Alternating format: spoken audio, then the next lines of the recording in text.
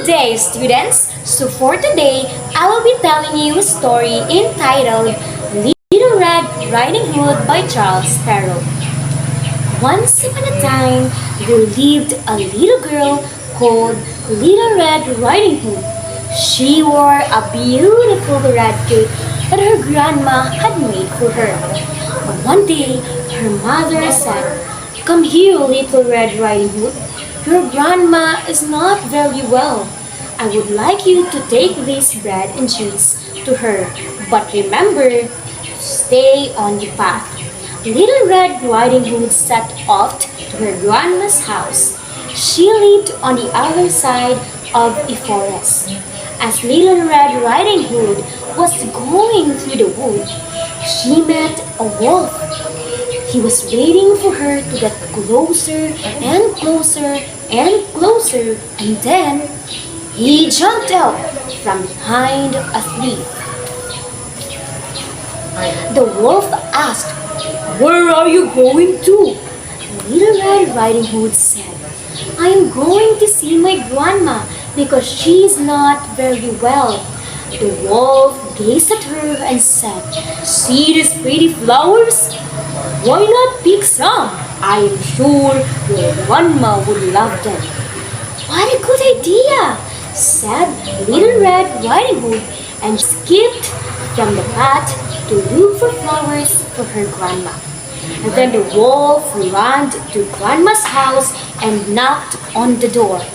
Knock, knock, knock, knock. "Who is there?"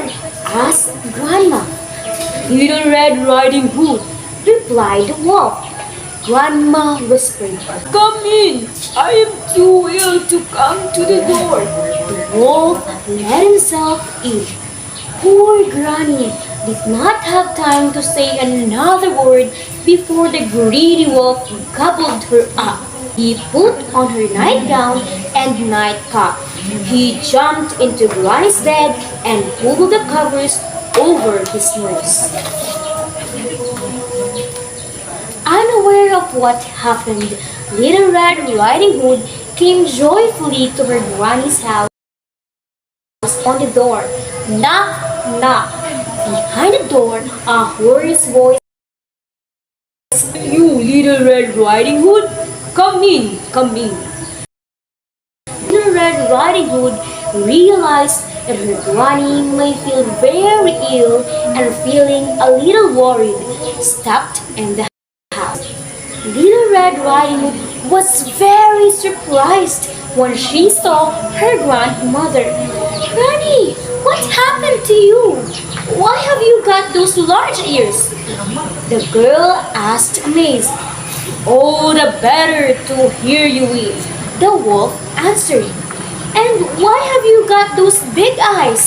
continued Little Red Riding Hood. "To see you better," said the wolf. "And what about those big sharp teeth?" carried on Little Red Riding Hood. "Oh, the better to eat you," roared the wolf, and with a jump and a gulp, he gobbled Little Red Riding Hood up. "Yummy," he said, while patting his large tummy. But a wolf didn't know that a forest ranger was just passing by. He had listened to Little Red Riding Hood talking to the wolf. At first, he himself thought that Granny had acquired a hoarse voice, but soon he realized that something odd was happening, and he rushed into the house exactly when the wolf was patting his tummy. "You greedy wolf! Spit out what you swallowed, or you'll never see another day!" the ranger shouted. Surprised and frightened, the wolf immediately spat Little Red Riding Hood and her grandma out of his belly and ran out of the house. Little Red Riding Hood and her granny thanked the brave forest ranger for rescuing them. Granny even started feeling better after eating some of the lovely food Little Red Riding Hood brought. There was no end to the joy and relief. The end.